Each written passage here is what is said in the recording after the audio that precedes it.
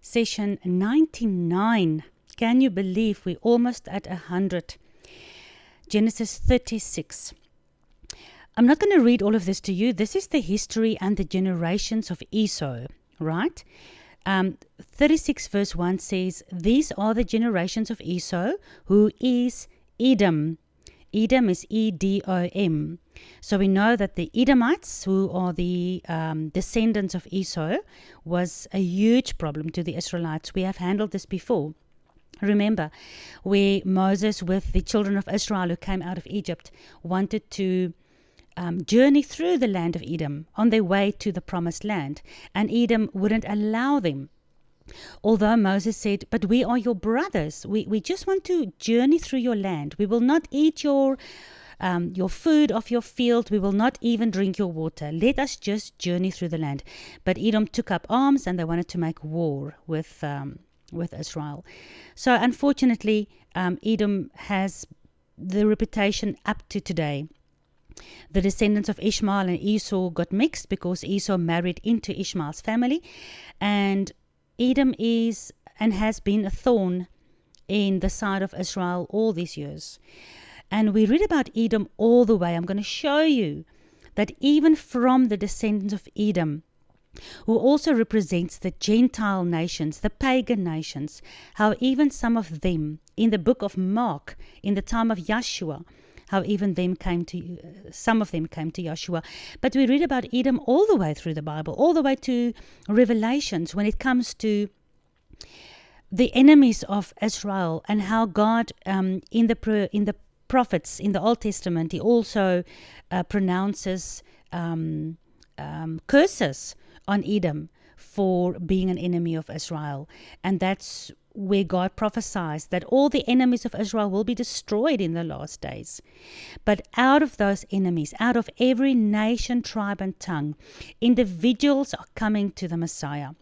Whether you are physical descendants through the bloodline of Judah, the Jews today, whether you are part of the lost tribes of Israel and you can feel God inside of you calling you back into the kingdom of Israel, or whether you are a purely Gentile, pagan person from any other religion or nation, if you return to the God of Genesis, the God of the Bible, you become part of Israel. And we'll see that. I'll take you through to Yeshua's words also.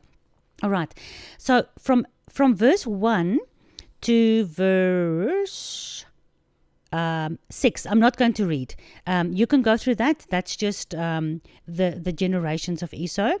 And I'm sure there's a lot of prophetic meaning in the Hebrew names of all these guys, but I haven't done that research yet. But yeah, it will be nice if one of you can do it and let us know. I just remind you, if you want to do something like that and let me know, you can always email it to me at bible@twotreesinthegarden.co.za. Let's read verse 7. So Esau eventually took all his wives and his children and all his cattle and everything, and he went into a country far away from the face of his brother Jacob. For their riches were more than what would allow them to dwell together. Very similar to the time of Abraham and Lot. Remember, Yahuwah blessed both of them very largely, and eventually they had to split up, because their riches were just too much. I mean, today, if your riches are a lot, it means your bank account is quite big. But in those days, these guys didn't have money and bank accounts and stuff like that. They had animals and stock.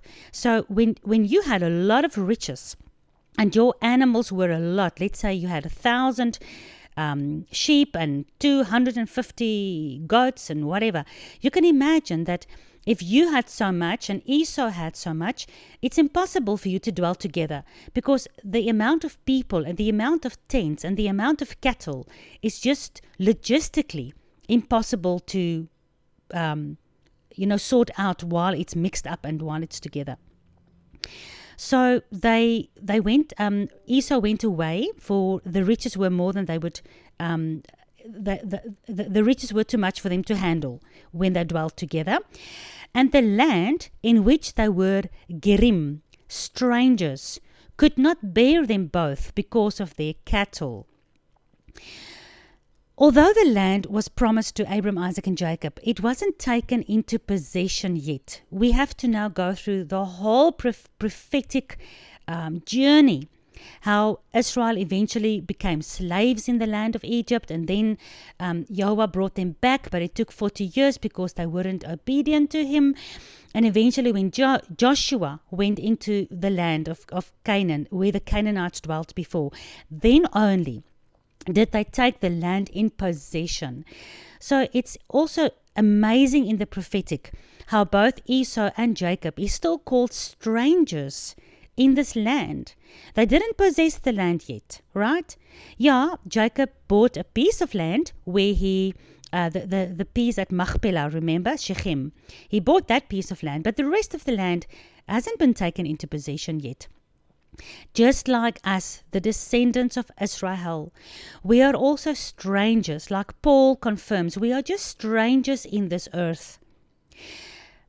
And we dwell in temporarily in tents. But when our Messiah comes back and he reigns on this earth for 1,000 years, and all the earth is his possession, and he returns to the New Jerusalem, or later on after the 1,000 years, the New Jerusalem comes down upon the old Jerusalem.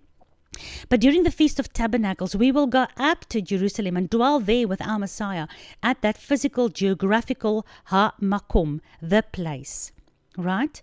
But in the meantime, we are also, just like Father Jacob, we are just strangers in this land. All right, and then I'm going to skip a couple of verses again. Let me see. Yeah.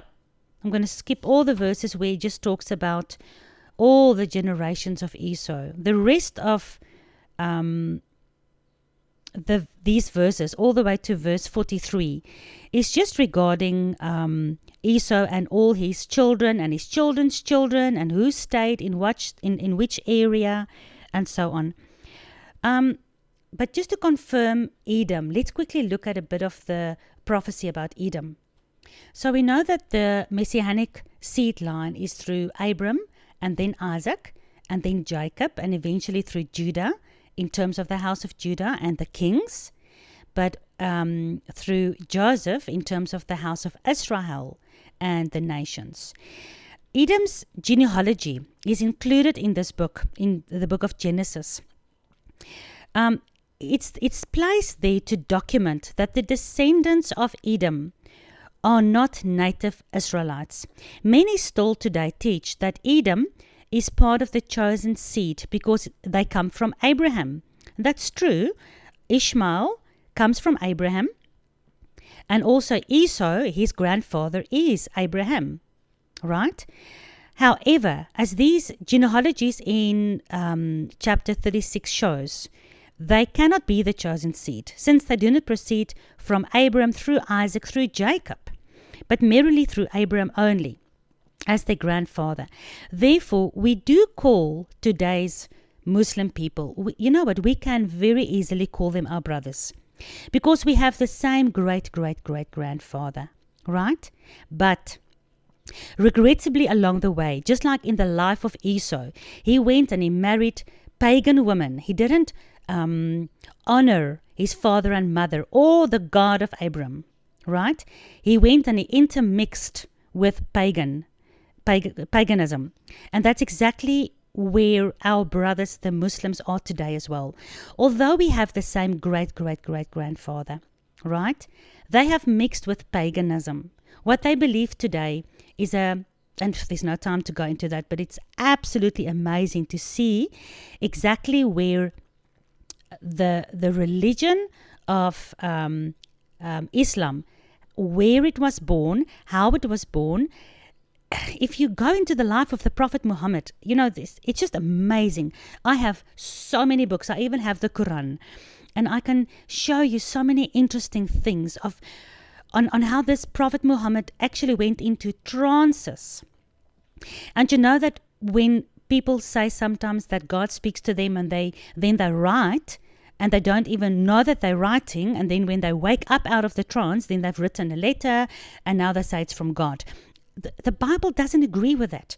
God speaks to you a lot of the prophets have seen visions that God has shown them. But to go into a trance and to write something that you're not even aware of, and when you wake up, that's exactly how the woman who wrote Harry Potter books, that's exactly how she got her information. So it's very similar to the Prophet Muhammad, the way that he went into trances. If you read the historic books about him, and I can be murdered for this if the Muslims hear about this. They are so sensitive about, blaspheming the Prophet, because they believe the Prophet Muhammad to be even bigger than what they call the Prophet Esau, which they say is Yeshua.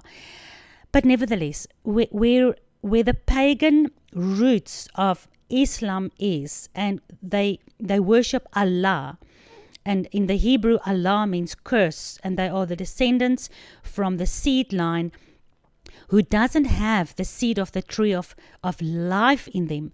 They also have certain of the Torah instructions that they keep.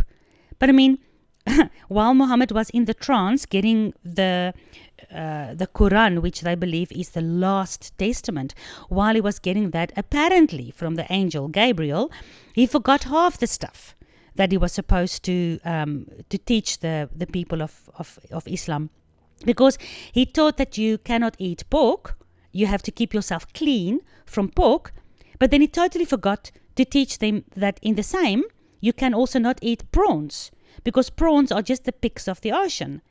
Because Muhammad spent many years of his life in a Jewish society, in a Jewish town, and he learned everything from one of his wives. His very first wife was a young girl, and she was Jewish, and he learned a lot from these people regarding the God of Abraham and regarding the Torah, right?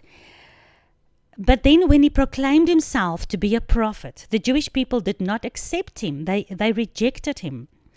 And he then went away from them. He was very angry, and he started being like a pirate in the desert.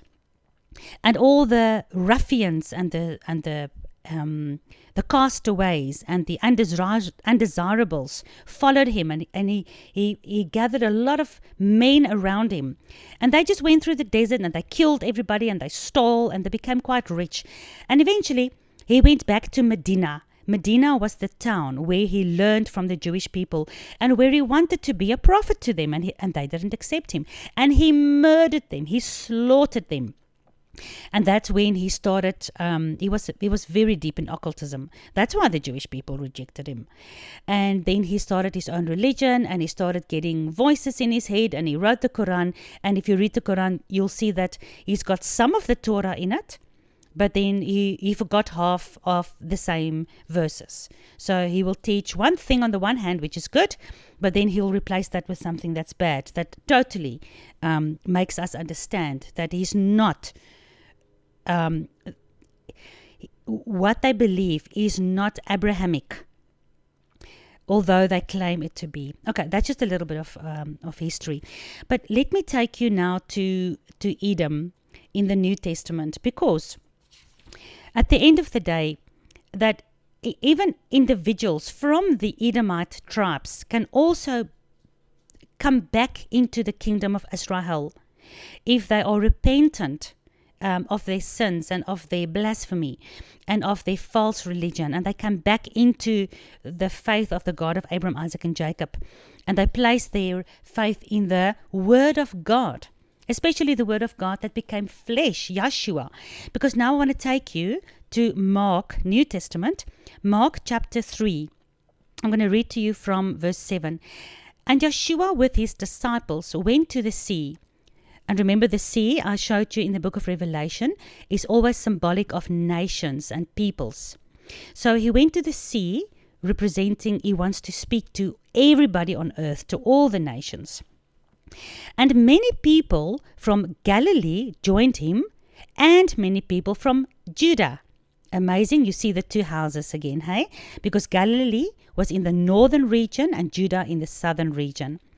But also people from Jerusalem and from Edom and from across the Jordan, and from Tsur, and from Sidon. They all came to him, many crowds. Amazing. In the prophetic, this is just beautiful, because here it confirms that people from the tribes of Edom, together with people from Jerusalem, Jewish people, came to Yeshua to hear what he was teaching. Isn't that absolutely beautiful? All right. Now we jump to chapter 37. And Jacob dwelt in the land in which his father was a ger, remember, a stranger, goyim, gerim, that means stranger, in the land in which his father was a stranger, in the land of Canaan. And these are the generations of Jacob. Joseph, being 17 years old, was feeding the flock with his brothers. All right. Now, Joseph, again, we're going to delve deeply into the life of Joseph. Very, very prophetic. First of all, we look at what happened in Joseph's life in history. Then we look at prophecy in history, because there's huge prophetic significance for us as the house of Joseph, or the house of Israel, the 10 northern tribes, right? But then there's also huge messianic prophecy in the life of Joseph. We look into all of that. All right. So Joseph was 17 years old. He was feeding the flock with his brothers. And the lad was with the sons of Bilhah and with the sons of Zilpah, his Abba's concubine wives. And Joseph brought to his Abba evil reports about him. So Joseph was a little brat. I mean, remember, Rachel was Jacob's favorite wife. She was the one that he loved with all his heart and soul. And Rachel only had 2 sons. She had Joseph, Yosef, remember, and she had Benjamin, the son of God's right hand. And therefore, at this stage, Joseph was Jacob's favorite son, and he really spoiled him. You know the saying, he was a spoiled little brat. But besides that, he was also a telltale. He was running to his father every now and again. Father, Shimeon just did that, just did this, or Levi just did that. He was forever telling stories. And because he was a telltale, and because he was a clicky-back, we call it in Afrikaans, and he was the favorite son of his father. So obviously his brothers hated him. Verse 3, now Israel, Jacob, remember, loved Joseph more than all his children, because he was the son of his old age, and he made him a coat of many colors. All right, first of all, he was the son of his old age. Hy was 'n laat lammetjie, because remember, Rachel couldn't have children for a very long time, and eventually, when she got Joseph, all the other sons was already born. So Joseph was the laat lammetjie. What is that in English? He was the latest one born. So he was the son of Jacob's old age and from his most loved wife. So Joseph was really loved more than all the other children. And because of that, Jacob made him a coat of many colors. I'm sure that some of you have maybe seen the play, Joseph and his Technicolor coat or something like that. I've never seen that. I just know that it's quite blasphemous. But in the physical, whenever the father gave a coat of many colors to a son, that means that son is the leader of the family, and that son will take over the leadership, just like he gives the firstborn blessing. The firstborn right goes to the firstborn son, but in this case, it's going to Joseph. So again, we'll see later on that the other sons were complaining. It was supposed to go to Reuben because he was the firstborn.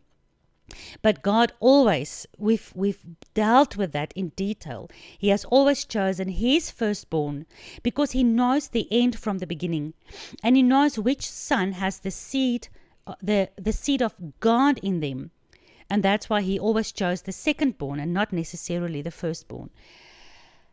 But the coat of many colors has got deeper meaning than just the leadership and the authority going on to Joseph. right? Think about this. Many colors, many nations, tribes, and tongues. Every kind of color human being was the coat that Joseph was wearing. Because as we investigate the life of Joseph, and eventually we come to the blessing that Jacob would give Joseph and Joseph's two sons, Ephraim and Manasseh, we'll see that the multitude of nations, as we learned, remember when God blessed Jacob in chapter 35, he said to him, out of you will come a multitude, a congregation of nations. That congregation of nations is the multitude of people symbolized by the 10 northern lost tribes scattered all over the earth. And that is symbolic of the coat of many colors, because every continent has another kind of nation or people in that continent, and every continent has different colored people in them. And this coat of many colors that Joseph is wearing over his whole body is symbolic of the church, the multitude of nations, tribes, and tongues into which the 10 northern tribes are scattered into. But Joseph he's got one coat with all these colors in it, symbolic of one kingdom of God that will be made up of many colors. Because I remind you, in the book of Revelation, it says, from every nation, tribe, and tongue, we will be gathered on the sea of glass with palm branches in our hands, and we will worship God on his throne. Beautiful. So you understand the reason why the brothers hated him so much more, because he was walking around very arrogantly, the little spoiled brat, not really knowing what his future looks like. He's still a spoiled brat, and he's walking around arrogantly with this beautiful coat, and maybe he's mocking his brothers as well. You know, we can really understand why they hated him. But even the hate of the brothers in the life of Joseph, we'll get to that, hugely symbolic, because Yeshua also says that he came to his own people and they rejected him. They hated him so much that they killed him, just like Joseph's brothers killed him, in the sense that they threw him into a deep dark pit, and eventually they sold him and they told his father that he was killed. So hugely prophetic life that Joseph had. All right, verse 4. And when his brothers saw that their father loved Joseph more than all of them, they hated him, and they could not even speak nicely to him. So I don't know about you, but I've got two kids, two boys in my house, and they can never speak nicely to each other. It's just ridiculous. So there's always a bit of animosity between brothers in the house. But my oldest son would never try to kill my youngest son, although sometimes I think he will. But here, we'll see that this hatred really culminated in such a huge, a terrible, horrific thing that these brothers did to Joseph. I mean, the poor guy, he was like 17, 18 years old, and he was sold as a slave. Imagine your 17-year-old son being ripped away from you and being sold as a slave in a faraway, strange country. I'll cry my eyes out, and I know that Jacob almost died of heartache and heartbrokenness when his brothers told Jacob that Joseph was killed by a wild animal. All right, verse 5. And Joseph dreamed a dream, and he told it to his brothers, and they hated him even more. I mean, they already hate him because he's a telltale, because he's the favorite spoiled brat, and because he's wearing the coat of many colors. And now he's telling him about his dream, and they hate him even more. They've got so many reasons to hate him. But nothing that God ever wrote for us in the Bible is in vain. So even here in the prophetic, these dreams are hugely symbolic, not only prophetic for the life of Joseph, which it was, but also hugely prophetic for the life of the Messiah. And he said to them, please listen to this dream that I have dreamed. For see, we were binding sheaves in the field, and see, my sheaf arose and also stood upright. And see, your sheaves stood all around and bowed themselves down to my sheaf. Wow. His brother said, Really? Shall you indeed reign over us?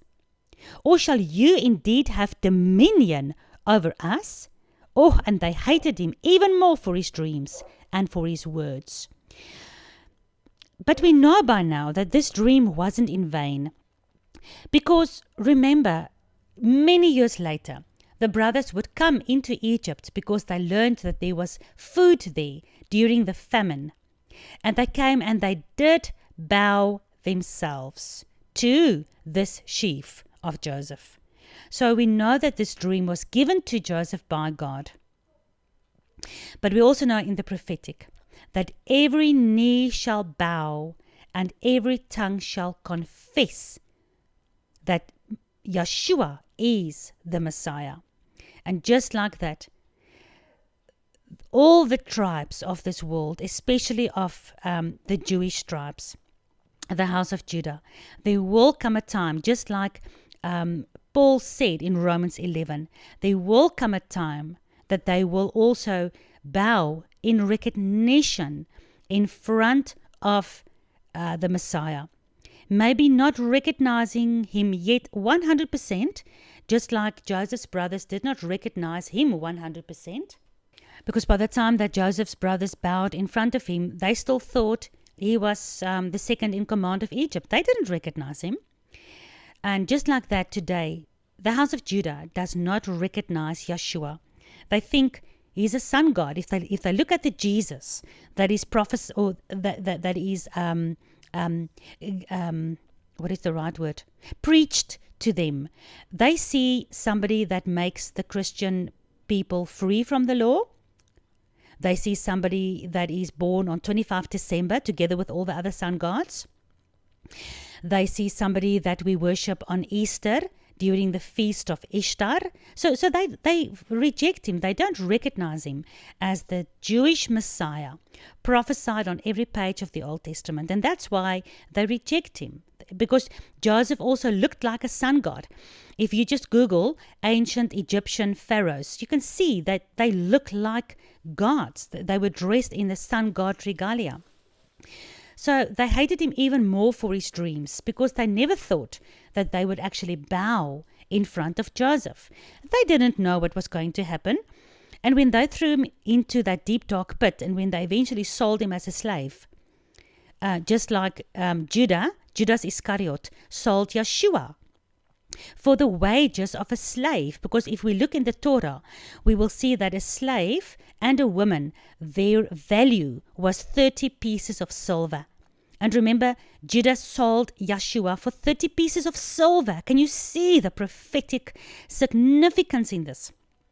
Just like Judas Iscariot, his name is Judas. He's from the tribe of Judah. He sold his brother, his own brother, from the house of Judah as well, Messiah from the house of Judah. He sold him for the wages of a slave, just like Joseph's brother sold him for the wages of a slave, right, to the Midianites that went into Egypt.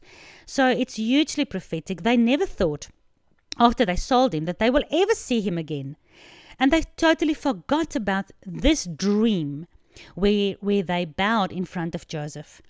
And they would, with being jolted awake, years and years and years later, 20 years later, 20 again, to remember the life of Jacob.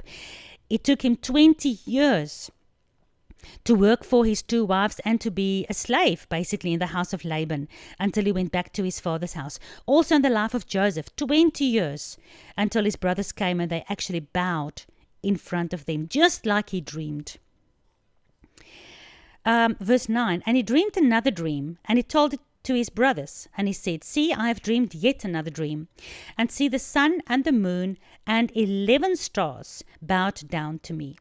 And he told it to his father and to his brothers, and his Abba, Jacob, rebuked him and said to him, what is this that you've dreamed? Shall your mother and I and your brothers really bow down to you on this earth? And his brothers envied him. They were jealous. But, verse 11, but Jacob observed the saying. Because Jacob knew the promise to Israel, he knew that God covenanted with Abram, Isaac, and Jacob, that their descendants will be like the stars of heaven, and that they will rule the earth. Jacob was a little bit angry at Joseph. He really felt, really, son, you want me and your mother and your brothers to also bow before you?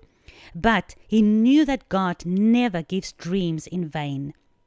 I'm not talking about every Tom, Dick, and Harry these days that has a dream and now they say it's from God. I'm talking about the people in the Bible. So Jacob kept the sayings in his heart, and he knew that God was busy with Joseph. And I think he knew that the covenant would continue in the life of Joseph, from Abram to Isaac, from Isaac to Jacob, from Jacob to Joseph, right?